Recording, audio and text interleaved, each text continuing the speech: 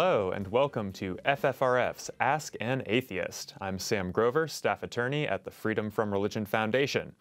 Today I'm going to be talking with two members of a group dedicated to exposing Catholic priests' abuse of children. As always, we want your questions on Ask an Atheist, so feel free to drop them in the comments section or email them to askanatheist@ffrf.org. The Freedom from Religion Foundation has been monitoring this issue. FFRF published the first book calling attention to clergy abuse of children in 1988. And we run a monthly black-collar crime blotter in our newspaper, Free Thought Today. Now, our guests today are dedicating their lives to helping survivors get justice. They are Peter Isely, a nationally known advocate against priest abuse, and a survivor of childhood sexual assault by a Wisconsin priest. Now, he's a founding member of SNAP, which is the Survivors Network of those abused by priests. He's also a graduate of the Harvard Divinity School and a psychotherapist in private practice. Peter has established and directed the nation's only inpatient program for victims of clergy sexual trauma at Rogers Memorial Hospital, located outside Milwaukee. And also joining me today is Sarah Pearson, Deputy Director of Nate's Mission. Sarah is likewise a survivor of abuse and a recent graduate of Harvard Divinity School. She's the director of the film we'll be previewing on this episode called Manufacturing the Clerical Predator. So thank you so much, Peter and Sarah, for joining us. Thank you. Thank you. All right, so it's good to have you, and I want to get into so much. This is a broad topic that has spanned a lot of years of labor for the two of you combined. Let's start with you, Peter. We've been aware of your activism since 1989 when SNAP formed, and you've been an activist trying to reform the church and get justice for 34 years now. So do you want to go more into your background and how you came to do this work? Yeah, 34 years, I don't know what to make of that. You know, we've made a lot of progress. I want to say that survivors have made significant progress with this issue. I go around the world, because there's survivors everywhere around the world, where we organize globally, and pedophilia in the priesthood something is known like everywhere around the globe. And that alone, you know, I got to say is an unbelievable achievement, because none of us believed 30-some years ago. We thought no one would believe us, and especially the church. So I started this because I was a victim of sexual assault and abuse by a priest. He was the dean of students of a boarding school, a high school boarding school. It was a seminary. So there was like almost 300 of us there. And I came in as a freshman. I was 13. And the abuse started the first week I was there. And there were 50 Franciscans, they're called Capuchin Franciscans, living in the monastery. It's in the middle of nowhere. I think there's a picture here, but it's like out in the country. It was established like in the 1850s. So it almost looks like, to me, like a prison, like a reformatory, these buildings. Yeah. And you were left there. You know, your parents would think, you know, you're going to become a priest. Because the whole thing was altar boy, seminary, and priest. Mm-hmm. That was the track that my mother put me on. Because there was going to be a priest in the family. My father died when I was very young. There was 8 of us in my family, and I was a twin with a 9-month-old. So the church was, you know, everything, very devout, extremely devout family. So, you know, we were put there, and, you know, there were 50 Capuchins, and at least we know now for sure probably a dozen were, like, known child molesters. Wow. And several of them, like the man who assaulted me, I've talked to maybe 48 victims over the years. And there's certainly more. You can roll up these numbers easily. You know, career pedophiles. And I mean career pedophiles. And there's a string of, you know, lives that have just been utterly destroyed. There are 2 classmates of mine committed suicide that were abused by the same priest later on in life in their 20s. And this is totally common, unfortunately. So literally this seminary, you know, when last time I was there, I was looking at, it was on this big hill. You can feel like literally the ghosts, I mean, over the generations of literally thousands of victims. And the thing is, you know, just quickly about the minor seminary, that was an idea, you know, that you get kids into these schools, mm-hmm. boarding schools with priests, and that puts them on this track. Yeah. And it's like, there are not a lot of them left in the United States. There were a lot of them. This one still exists. But they're around the world. This is the recruitment mechanism that the Catholic Church has used. And this whole idea, like, let's take a bunch of priests to raise a bunch of kids to be priests. Okay? Yeah. It's like, you know, that's a good idea. You know, it's like, where is this going to go? Where's it going to go? Tibetan Buddhism has the same problem in their monasteries and stuff. And no one wants to hear about that. Not the Dalai Lama, not the, you know, but they do. They've got the same problem. So anyways, that's how it started for me. And then years later, not that many years later, I came forward with others and you know, we formed SNAP because, you know, we all went back to the church with what happened to us eventually, thinking they didn't know anything. And of course they lied to us, and then we found out they lied to us, and these guys were out, you know, harming children. And who's going to stop them? How are they going to be stopped? No one was stopping them. Yeah. Now, at the time you formed SNAP, this was, I'm guessing, a fairly novel thing to be coming forward, to be trying to shine light on this problem, right? No one had ever done it with the church before. I mean, there was you know, a sexual assault and abuse, especially, you know, feminism had taken up that issue. So it wasn't like there wasn't a groundwork there. There was. But no one had come together about an institution, much less the Catholic Church. And, you know, I look back then, and I mean, the harassment we were constantly facing, I mean, that's changed significantly. I mean, the death threats, the hatred. I mean, I'd get these letters from, like, nuns that were the most vitriolic, you know, horrible letters. And they would always end with, you know, I'm going to pray for you. I'm going to pray for you after that. And it was actually at one point, I mean, I'd get yelled at in the streets. If you do it, you know, be on the news, I'd literally be threatened and yelled at on the streets. So, but I mean, we just had to do something. And you just couldn't think much about that. And our concern was always like the next kid. I mean, there's a child. And you know, someone's got to stop this. And then over the years to find out, maybe we'll talk about it, how complicit other social entities and elites were. You cannot get away with this, with so many sex offenders, moving them around, if you do not have the cooperation of law enforcement, which they did. It's in the files, like in Milwaukee, know all about it. Law enforcement, prominent Catholics in the business community, things like this. And this cost a lot of money to keep this up and keep it going. Yeah, so let's speak to that a little more.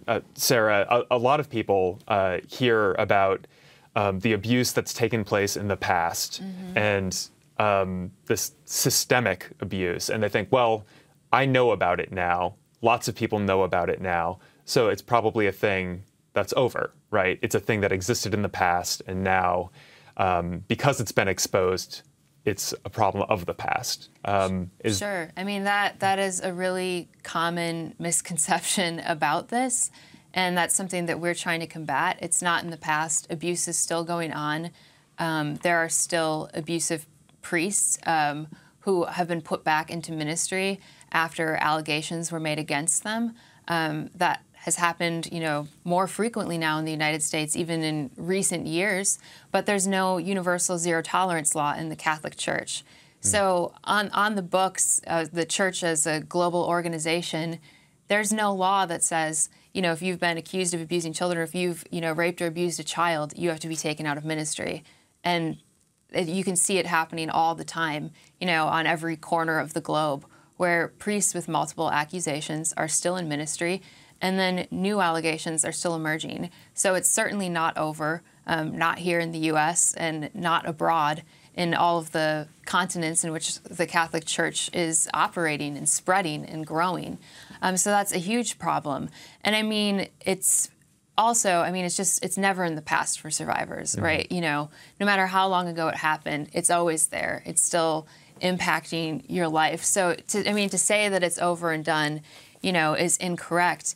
But, I mean, one of the problems is, so it's been perhaps about 30 years or so of, you know, continuous survivor activism in the U.S., you know, 20-something years since the big Boston Globe story, the Spotlight story, you know, about the Archdiocese of Boston that really blew this open and caused, you know, some reforms that have led to some change in the church. But, I mean, that hasn't been enough. And unfortunately, what we've seen happen is, while public opinion has certainly shifted, towards survivors, and people believe it's happening. They know that this horrible thing has happened, but the church has actually insulated itself more effectively since those revelations have come to light. They've made it easier for themselves, to be able to put abusive priests or, priests with allegations back in ministry.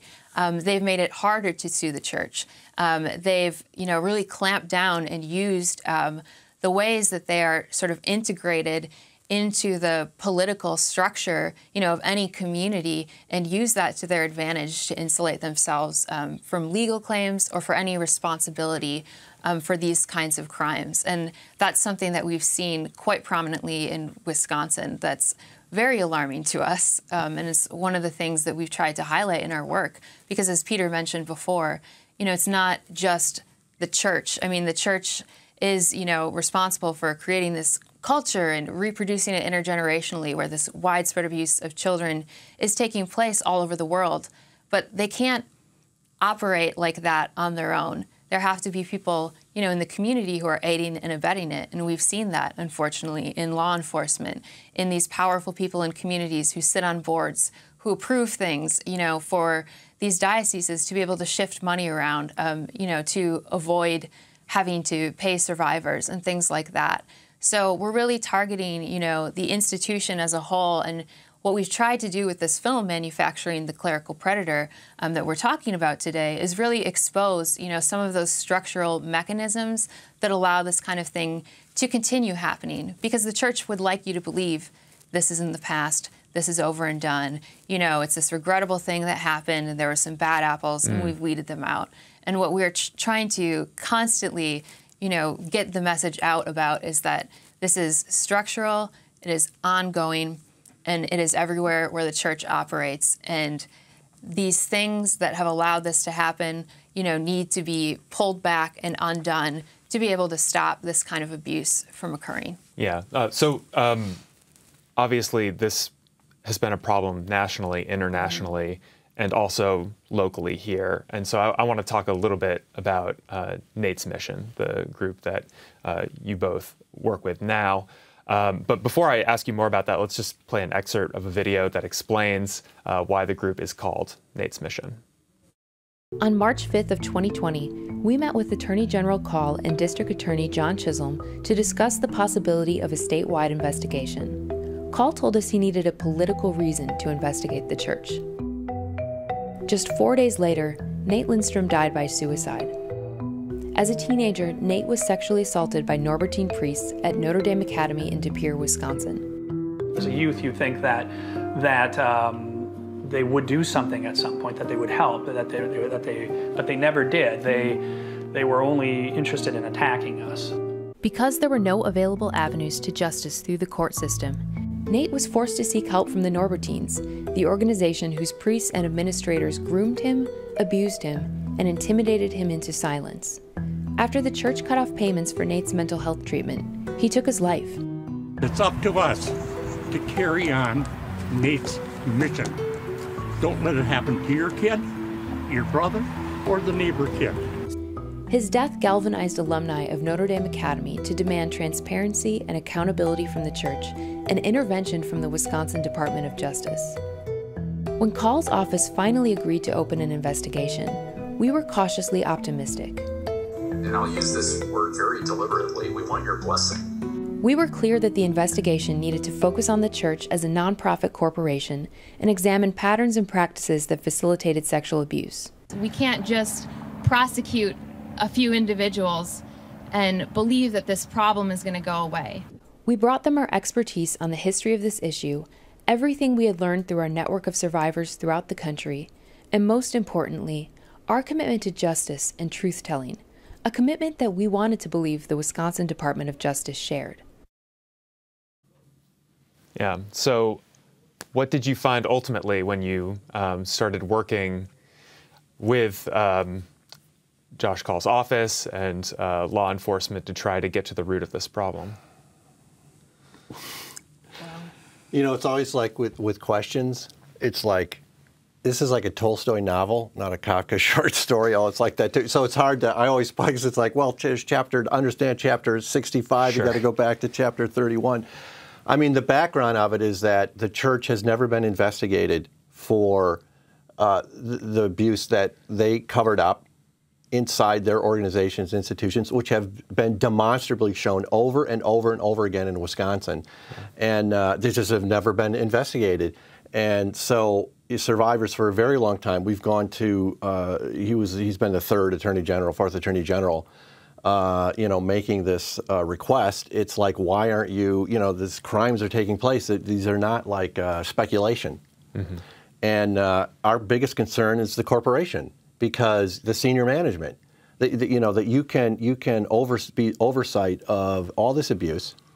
I mean, think about this. You've got like in the United States, it's over 10,000 now priests have been identified by the bishops now. Okay, not by as having sexually assaulted children over the past few decades. That's what they're admitting to publicly. Yes, because you know they have to. But that's so that's a conservative number, believe me. Yeah. But it's like, okay, so you have it's 10,500 something like that. It's like, and they've all been moved. All of them were moved in different parishes. Some have been moved, you know, out of the United States because they're able to do that.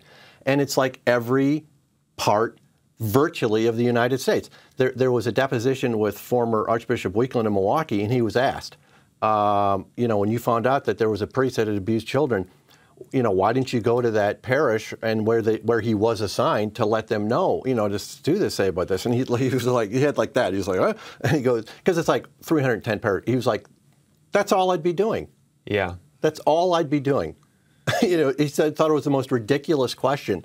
But I mean, think about this now. So every parish, some with 5 or 6 or 7 offenders over the course of several decades, child molesters. We're in your, there's not a parish in this diocese, there's not a parish in this entire state, I would say in the entire country, that at one time did not have a child molester in that parish, running that parish, or part of running that parish, that had unfettered and complete access to kids and families. And they still do. So there's so much evidence that has mounted for an investigation, and so that's what brought us. I've talked to, you know, I talked to Call in his office, we did as victims several times. It was really Nate's death that finally precipitated enough public, you know, outrage to, okay, it's time to do this. There's other states that are doing it, Pennsylvania most famously, but there's 20 some other states. So that was the thing, you know, and the Attorney General and his people, okay, we're going to bring you in, bring victims in to like help us understand, you know, from your end what we need to do and so forth and so on. And that, I don't know if you want to go on, sir, but that, so we worked pretty closely with him because this was finally, he was late to the dance, but it was finally going to happen. Mm-hmm. And so our anticipation from the promises they were giving us, and they all seem really nice people, you know, was like, we're going to do the job finally. Yeah. And we're going to be, because, you know, they understood that the public, not just victims, but citizens and the public, deserve to know what has been going on in this organization, why you keep hearing about these things. And so that was the promise they made to us. And they were going to take every power they had under the law in their office and go wherever it goes. How many times? Wherever the evidence goes. Yeah. So no detail is too small, they would say. But I mean, that's unfortunately an investigation that isn't an investigation is a really good way to shut down activism around, you know, a problem or a crime that's been occurring. And I didn't want to believe this. We certainly didn't want to believe this about the Attorney General. And I don't know what's in his head. I can't speak to his motives as to why, you know, they're not compelling testimony from church officials who were involved in the cover-up. I can't speak to that. But I mean, we've seen this type of thing happen before. I mean, if you remember the Kavanaugh hearings and this thing comes out about sexual assaults and then all of a sudden the FBI is investigating. Okay, everyone calm down, the FBI is investigating. And then we find out later they didn't interview any of the victims. They didn't interview the witnesses. You know, how do you call that an investigation? But labeling something like that an investigation does a lot to sort of calm the media, and, you know, calm the people who are very understandably outraged about something like this. You know, and I'm not making a direct comparison between the two, but if you look at the progress of this investigation so far, we don't see any evidence that they have compelled documents or evidence from any of these dioceses or religious orders. The church, the Archdiocese of Milwaukee, and this was, you know, and all the Catholic dioceses, but led by the Archdiocese of Milwaukee, specifically wrote this 11-page letter explaining why they weren't going to cooperate with a child abuse investigation. And we haven't seen any pushback from the AG's office on that. And yeah, I mean, just to see that, okay, they're supposed to be investigating, you know, something other than perhaps just these individual offenders. And, you know, from what it looks like to us, it appears that the only thing that's happening is, you know, they're checking, could this maybe be prosecutable? Maybe we'll give it to a DA. And then, oh, here's, you know, the number of some therapists you can call. So, I mean, it's not the Department of Referrals, it's the Department of Justice.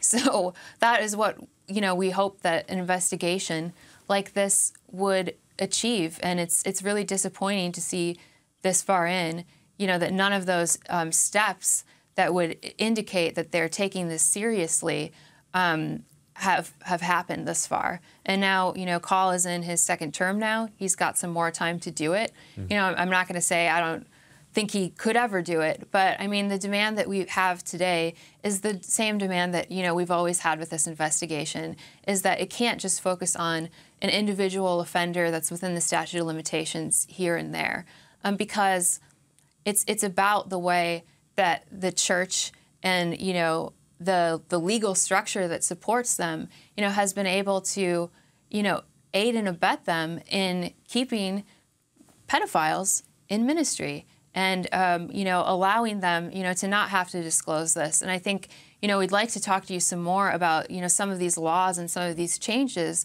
that they've made, you know, since these revelations have come out in Wisconsin, because they've been very effectively been able to insulate themselves from accountability for this. And we've hoped that this investigation might change some of that. But from what it looks like they're doing now, it doesn't appear to be happening. Yeah, you know, just to quickly interject about these Attorney General's investigations. Okay, part of what the Wisconsin Attorney General is doing is totally normal, which means not doing anything and making it look like you're doing something and having good intentions, whatever. So I don't want to say he's like so unusual. Sadly, he's not. He's so incredibly normal, in my opinion. Okay, which is unacceptable when it comes to child rape. But they fall into kind of three piles, these investigations. Some of them are really aggressive. They're using the law, everything they've got, and that's like New York, New Jersey, Michigan, for instance. Now, we talked to the Attorney General. We were like, look, you know, in Michigan, right next to us, they got the same amount of Catholics, virtually, same 5 dioceses. They, on 8 o'clock one morning, they had officers at every diocesan headquarters, and they didn't ask, oh, gee, will you give us all of your incriminating criminal evidence about child rape and cover-up? They went in and they got it. They took it.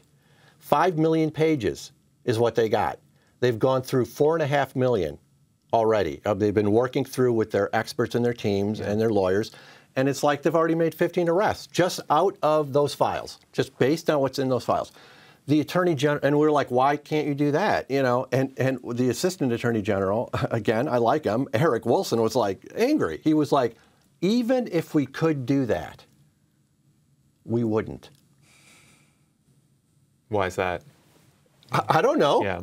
He couldn't answer it. And it's like, because they don't want to do it.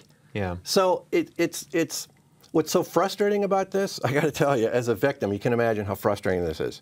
Right. And it's like, do not make promises to victims. It was fine when we were out there for the big announcement. There was the Attorney General all together with us, Nate's mission, his family, okay, holding a picture of their dead son and husband, because the state of Wisconsin, the chief law enforcement officer, and that office, after decades, is finally gonna, get documents, criminal evidence, which, whatever. Right. And so that, and to do that, I mean, and then not do anything. I mean, or worse than that. I mean. They're used as props. Right, really. Exactly. As if that's okay, because it's like, yeah, I mean, victims are calling in, and we help them set up that intake, and I think they're being treated very well and respectfully as far as their reports go. And then that's the end of it.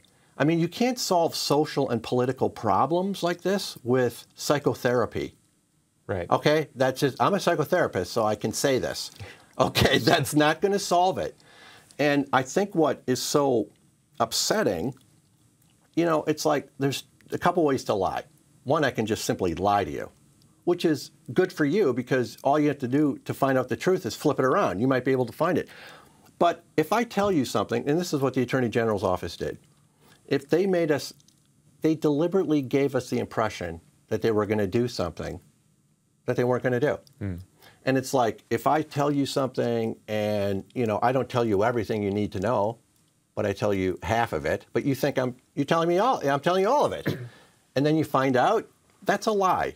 And I don't know how else to say this. This is how it's been done. And so they have got no documents.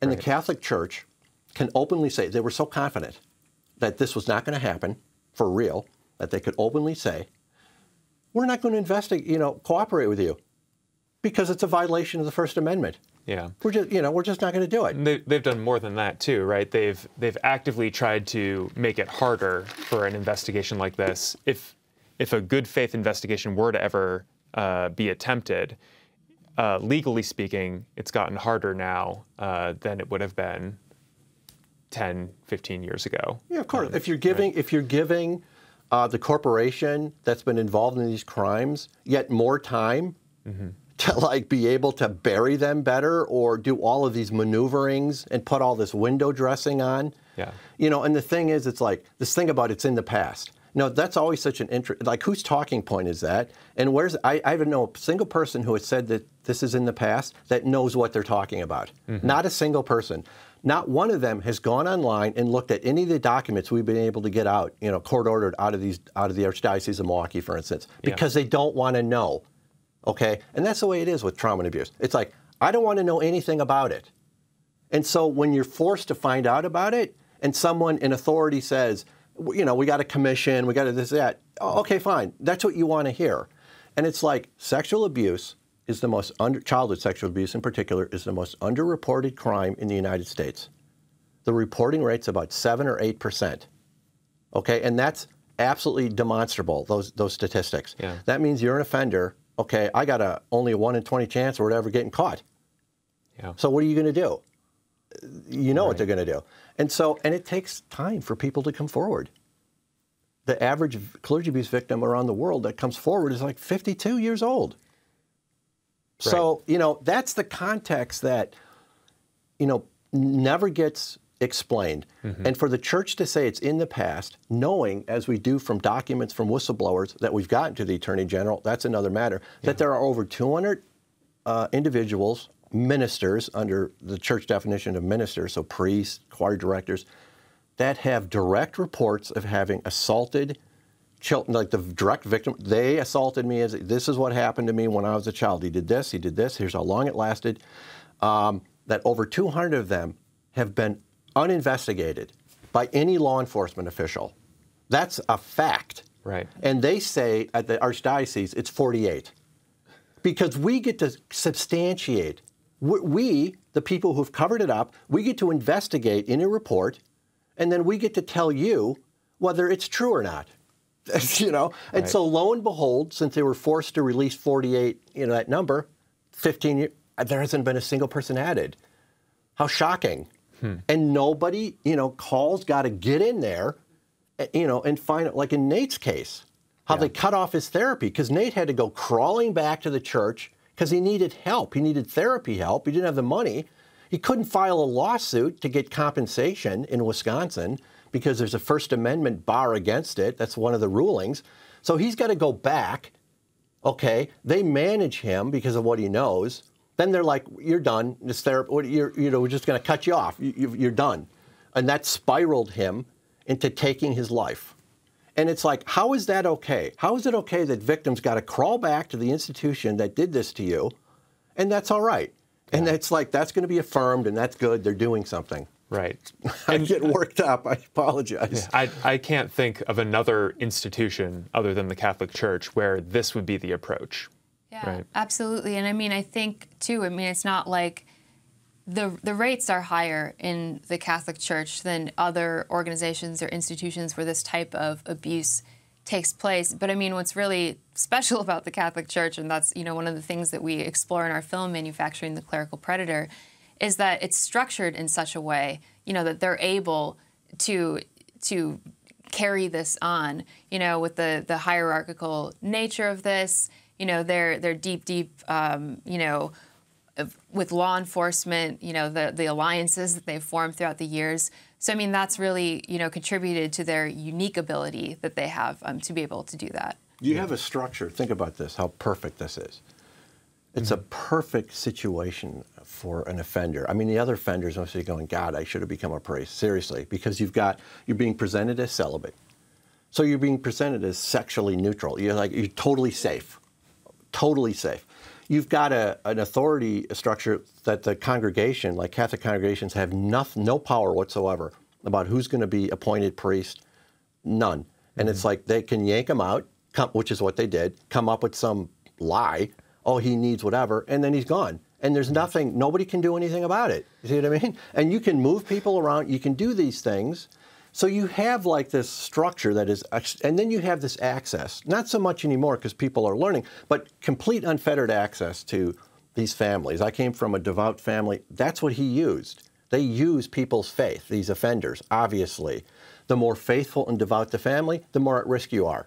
Yeah. And the whole thing, it's like we get accused of being anti-Catholic, right? We didn't make up the facts and the statistics that there is an extraordinarily large number of sex offenders that happen to be priests. Okay, right. So much more, I'm telling you, than other professions. People go, oh, it's not fair. No, there's something about this structure, and this institution, and it's like that's just a fact. Okay, and if you don't accept that fact, given the evidence, okay, this is just going to go on and on and on because something is unique about this structure and institution that really seems to culture, literally intergenerationally, child molesters, priests.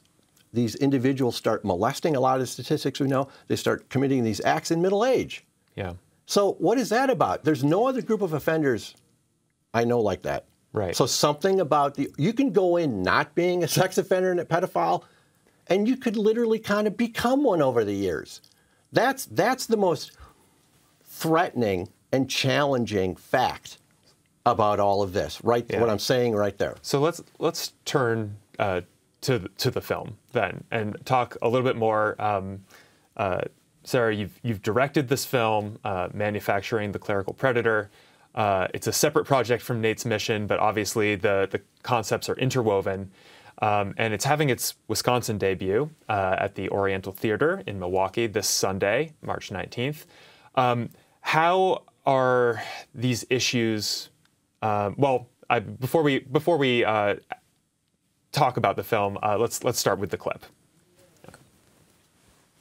I think when you join the seminary, you're being inducted into something unique and special. I'm engaging and giving my life for this sort of noble, heroic cause. It only feeds into that narrative to be told that the church is under attack and you need to defend it. There's a mindset that they do not have to play by the same rules as the people beneath them. It's hard for people to hear that because these are supposed to be your spiritual men, your spiritual leaders. But I've been a part of that culture, and it's weird when you're in it. We had to deal with this massive cover-up. Catholic Council of Bishops did not want to do the right thing. They thought that because they were bishops, that their power and prestige alone would be able to control the issue. They feel higher, better, more entitled, special. Abuse in the Catholic Church is a coordinated, planned-out project. It's a network of people. There are predators who talk to each other. There are bishops who cover up for predators. There are bishops who are predators themselves who are covering up for other predators. And the church has yet to come forward and own up to the fact that there is something about the way their institution operates that makes pedophiles. that grooms people to become pedophiles. If you look at the message of Jesus, it was about humbling oneself, more or less. But this is the opposite of that. And to think that they don't have to play by the same rules as you folks, sort of beneath us do. It's not a good thing. That is an unwritten code that's there, is very powerful. You never rat out another priest, never turn him in. We used to see ourselves as bonded together because of this mystical concept of who we were. We were priests, and we could do what no other human being can do. We can turn a loaf of bread, a glass of wine into the body and blood of Jesus Christ. We can absolve people from their sins and get them off the hook from life in hell. This kind of power. And we didn't want to give that up. Power and prestige. The clip goes into how that sort of, the power and prestige of being a priest can affect judgment, create a sort of brotherhood. How does the film deal with those concepts? Well, it really explores John Paul II as a big part of the film, the former Pope John Paul II, and how, you know, in sort of his new evangelization and his, you know, going up against communism or whatever, but he sort of wanted to bring back that mystique around priests. And, you know, he was actually the first to talk about this ontological change. Like, I am, you know, I'm completely changed. I'm a new person. Like, I'm a priest. And, you know, and that really impacts, you know, the public perception. And I think of their power and what this institution can do. And I mean, that's a huge part of it. The prestige, I mean, that's a reason, you know, one more reason why people don't report. And I mean, some of it is, you know, all of the symbols of Catholicism and the priestly robes and all of that. But I mean, some of it too is that prestige is really recognized in the community, and people operate, you know, as if all of that is, you know, like 100% real and it's there. And, you know, I think that's why, you know, one of the reasons why they've been able to be so insulated, among other things. I mean, so the film is really looking at that because in terms of, you know, their ability to evade law enforcement investigation, they sure are prestigious in that way. So, I mean, that's what it's sort of exploring, and how, you know, how this is used and how this particular, you know, belief system and presentation is used to, I guess, manipulate the public and enable centuries of abuse. And that's one of the things the film explores too, is, you know, this didn't start when survivors in the U.S. started coming forward. Tom Doyle, you know, is an early church whistleblower, former Dominican priest. He has done some research and written a book about it, and he's been able to track all the way to, I think, like AD 309 or something, when the Council of Elvira is addressing sexual abuse of children within the clergy. So this has been going on, you know, for about as long as the church has existed, and, you know, everywhere that they've spread across the world. So this isn't a new phenomenon. This is continually reproduced through generations for this sort of thing to happen. And that's, you know, what we're looking at here, and what, you know, we want people to understand by watching the film is, you know, I've said this before, but that it's not a few bad apples. You know, it's not like, oh, we dropped the ball, you know, for a few years and we let a lot of people in that we shouldn't have. That this is coordinated, this is planned, it's been going on for a very long time, and they're setting themselves up to be able to keep doing this for a very long time. Yeah. You know, when you look at, I think, how the church defends itself, it's very instructive, because in the way that the Archbishop has come out against, you know, I'm not going to cooperate with this investigation. And, you know, why someone wants to give money to an organization that will not cooperate with a child abuse investigation is really beyond me. But the way they defend themselves is to say, you know, no one needs to, you know, the law enforcement, or no one from outside can look in on this, because this is our thing. This is our, you know, we'll solve this problem. It's our problem. And they're exactly right. They're creating it. Yeah. So in a way, they're saying, yeah, exactly. This is something that is unique to us, that we're creating, and so somehow we should be able to solve it.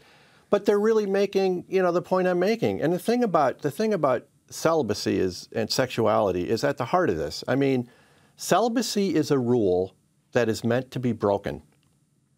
That's what it is. I mean, what really bonds a group together, like the priesthood and these other groups, but is not the rules they agree to keep, but the rules they all know they can break. Yeah. And that's the key rule that they can break. So these like I went to this minor seminary, they would go on to college seminary and such, and they're going to spend their whole life and they're never going to break that rule of celibacy? Yes, they are. So the whole game is managing the break and how that's used. It's a rule that's meant to be broken. It is meant to be broken. And everybody knows it's going to be broken. Yeah. And so how do you manage this break? And I hate to say it's funny, but when you look at, to them, if you look at the files and stuff, it's fascinating because it's like, it doesn't matter if it's a 5-year-old or, you know, some priest that, you know, has fallen in love with somebody, whatever. It like makes no difference. Right now under church law, it's fascinating because when they finally get rid of a pedophile priest, and it has taken forever, it's like because God ordained him, and for some reason God ordained a pedophile. You know, and he can't ordain the wrong guy. That's their thing. You can't ordain the wrong guy. You know, and I'm like with these bishops, well, how many kids have to be raped before you going, hey, you know, we just made a mistake here. Okay. Right. But I mean, if you look at, you know, how much, I'm sorry, the thing is, the ultimate rule under church law that they get removed is the sixth commandment. Adultery. Yeah. Yeah. So Father Effinger, for example, who in the file raped and assaulted, you know, over 60 kids that's known about and moved around, he ultimately gets taken out of the priesthood because he committed adultery. Yeah, that's a twisted way to look at it. It's extremely perverse. Yeah. That's extremely perverse reasoning. Well, you've both put out a lot of ideas, and you fired off a lot of statistics, which we're going to need to go back to.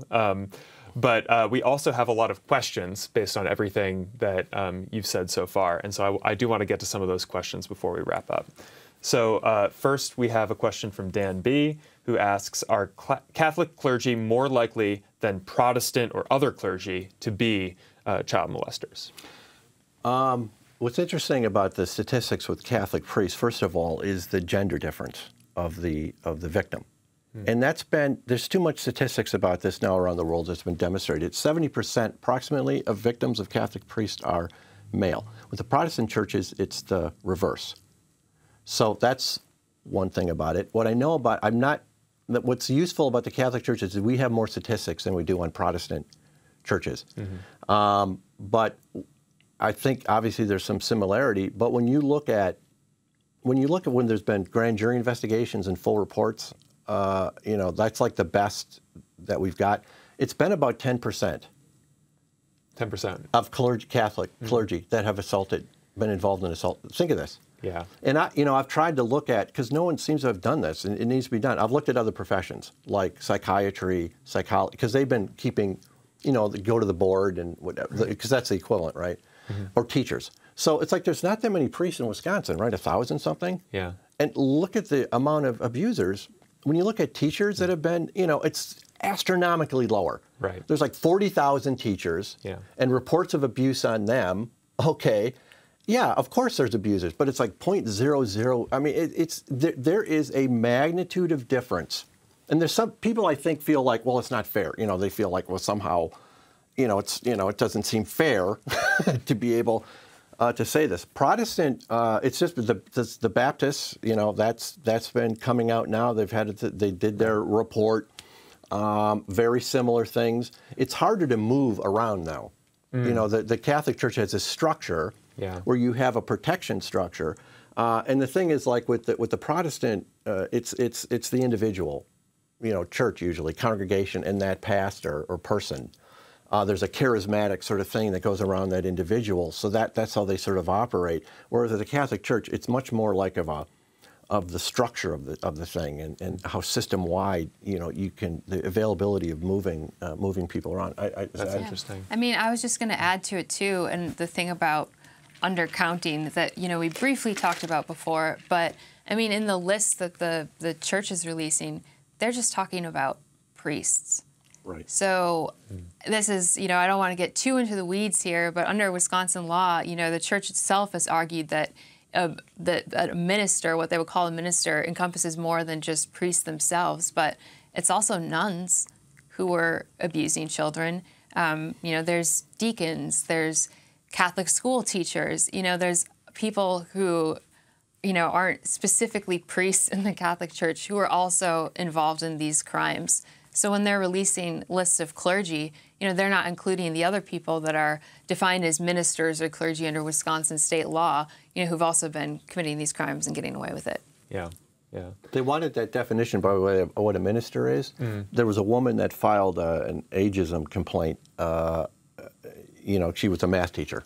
She's a math teacher. And they hired some younger person to pay less, basically.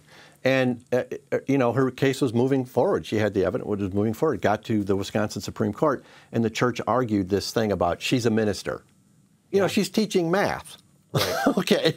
And the court, that anybody that has anything basically volunteer, anybody that is a minister. And they said, yeah, exactly, you're right. And so why they did that is like, now you have no rights. Yeah. You're now under this complete immunity. If you work for the church, you're in the church, you simply have no rights. That's why they did that. But what's important about that with this investigation with the Attorney General, because his thing is like the lists. We got to, I don't believe these lists, of course. It's like everybody that they say is clergy or minister should be on their list. That's their definition. That's not your definition, or that's state law definition, and that's what they wanted. So everybody that they know of, that they have determined has assaulted or raped a child working in the Catholic Church or being a volunteer that they know about and have, obviously, they all need to be on that list of individuals who have done this. Just like any other occupation in this state, that's what they do. If they've determined a teacher or a psychologist or whatever has committed these acts, doesn't matter when they happened. Oh, we have 5 victims from this teacher from 20 years ago who's teaching over. Okay, so we can't do anything. Right. As the licensing board can't do anything. No, of course. Yeah. They take them out, and that's the problem. So all of these people need to be identified, and obviously the Attorney General has the power. He can't say these lists are good or not if he doesn't get documents and investigate. How's he going to know? Right. So we've been talking a lot about some of these roadblocks that get put in front of an investigation or get put in front of individuals who might want to come forward or to even talk about the problem publicly. So James D. asks, what are some of the ways to overcome these roadblocks in order to bring priests and other clergy members to justice? I think what we're doing right now is important because there have been so many obstacles and roadblocks to survivor activism around the country. And Wisconsin is unique in that there's been over 30 years of continuous survivor activism. Like Peter had mentioned earlier, there are over 20 states that have opened similar investigations, and very few of them we would put in the category of, a real investigation, with documents and evidence and interviews and all of this. And, if there's not an active presence of survivors, the public might assume that an investigation is really happening and that this issue is in the past. So, one of the things that we've aimed to do to alleviate at least some of those roadblocks is like, well, Sarah Pearson or Peter Isely, can't go make the Attorney General get these documents from the church, but we can certainly, do everything in our power to explain to the public what's going on, what would constitute a fair and just investigation, and, let them see that this isn't what's happening. We can blow the whistle on some of these practices that have led up to this, and then hopefully, more people would demand something different of the Attorney General. Like I said, we can't force him to do it ourselves, but we can let people know at least that this is what's happening, and then they can choose accordingly how to interpret that information, and what their course of action is, whether they're survivor or not. But it's I think part of it is that we have to we're unpeeling layers of this this catastrophe. There's layers to it, and sometimes it's not always the best course of action to be, repeating the problem over and over again. But what we're trying to do is not to just repeat the problem, but to really expose, some of the why behind this problem. Yeah. And I mean, that's what we're trying to get at here. And I mean, it's like organizations, like yours and others, who've been able, to provide some legal background and, to help illuminate, some of these legal issues that have arisen, that have insulated the church, that's really helpful too. Right. So we can't change laws overnight, but we've done our best in every possible way. I want to speak to or ask about one other roadblock that is a little less institutional, a little more personal. Bailey C. asks this question. So what do you suggest to overcome the fear of hell that so many churches instill in their members from an early age? I'd like to broaden that a little bit to what do we do about this roadblock of teaching the people who go to church to trust in their religious leaders? And to instill in them a sense that these leaders are sort of above reproach. The thing about belief like that is, especially with fundamentalism, I mean, the Catholic fundamentalists call themselves traditionalists, and they're pretty much, taking over the Catholic Church in the United States. They're very conservative, they're very right-wing. To me, they're very reactionary.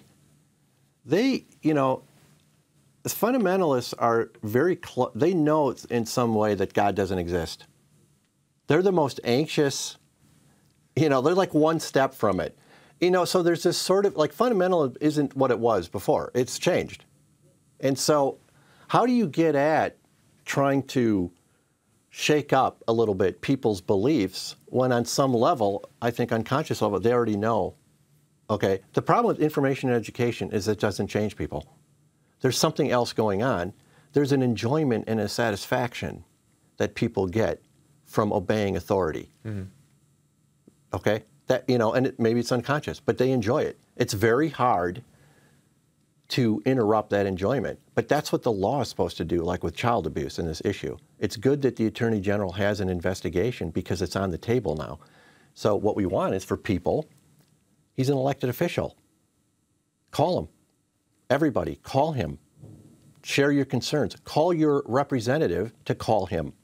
That's a great action item. I think we're going to have to end it there. How can people get tickets to this show? Well, the tickets are sold out, unfortunately, but we do have a wait list. So if you go to www.natesmission.org, you can read about the film, you can watch the trailer, you can join the wait list, and then I'm hoping that, very shortly after the film screening, that it'll be available for everyone to see online. I mean, one of the things I've always wanted is it to be free and easily accessible to everybody, because this is a message that we want to get out. So just to go on our website, sign up for our mailing list, stay in touch with us, and they can see it then. And also, I'd like to let people know that we're happy to host screenings. If you have a group and you think that there's a lot of people who should be seeing this film, we're more than happy to show it, to the group and facilitate some sort of conversation.